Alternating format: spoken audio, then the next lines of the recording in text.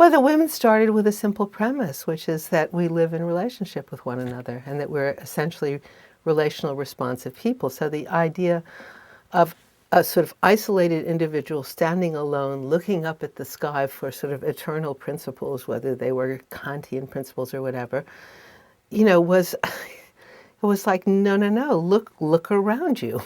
You live, it's like we live on a trampoline, and if we move, it affects a whole lot of people. So you have to be very aware of those relationships. So it was not as if women were taking the opposite. They were questioning the whole paradigm, not explicitly, but implicitly. I remember I was teaching a section of this class where they were talking about moral dilemmas. If you were in a lifeboat and you jump out, that kind of thing. So anyway, then there was the Vietnam War was going on and college students were being drafted. And in my section, we tried to talk about the war, and the students didn't want to talk about it.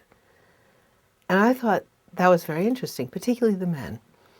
And the reason was, I realized, is that their decisions about the war were based not only on, timeless principles of just and unjust war, but how their actions would affect people who they loved and cared about, their family, maybe a love relationship or something.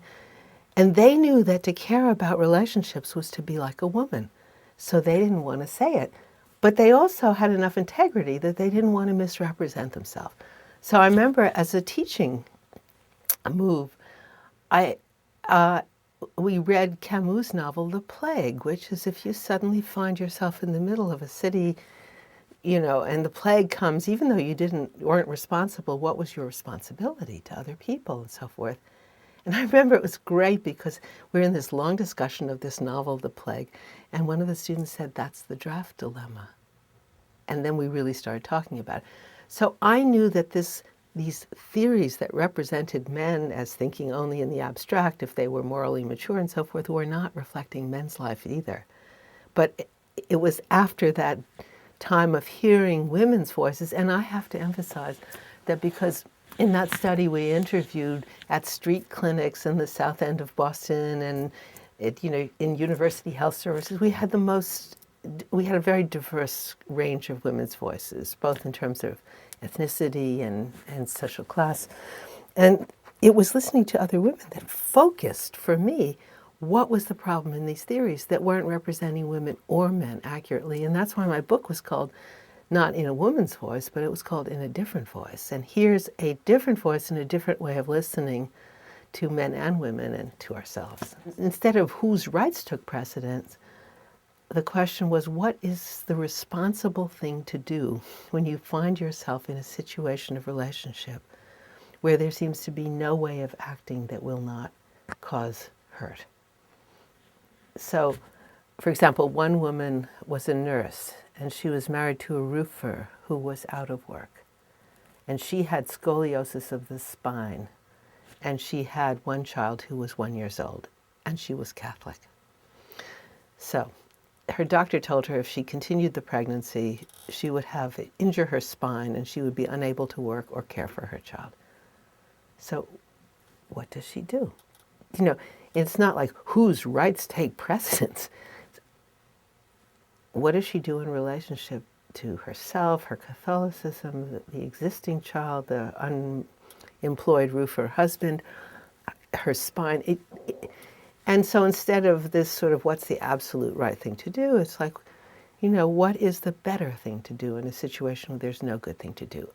And, it was interesting because one of the things that was so amazing to me is as I listened to women, there was this understanding, particularly then, but I think still now, that the good woman is selfless, that the good woman, is responsive to everybody else's needs. So I would hear women tell me that it wouldn't even matter what, like that they wanted to have the child because their boyfriend wanted them to, or they wanted to have the abortion because their parents wanted them to finish school or something like that.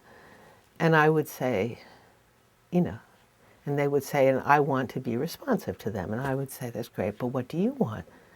They would look at me and they would say, what's wrong with being responsive to other people's needs or to people's needs? And I would say, nothing. I said, but you're a person. What about your needs? And why is it good to be responsive to other people and selfish to respond to yourself? Because that's the word they would use. Whatever they wanted, if it was to have the abortion or continue the pregnancy, that was selfish. And they would look at me, this was in 1973, 4, 5, and they would say, good question. And it was this whole ethic of selflessness was morally problematic because it was an abdication of voice and relationship and responsibility. But if women came into these relationships, then it was going to be a different conversation. That's what that book was about.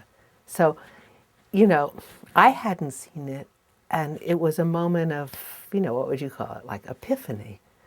And I remember sitting down at my kitchen table and writing this paper called In a Different Voice, just to make sense of the situation. And then it was amazing for me to discover that so many women felt the same way, that we were not supposed to say what we knew from experience.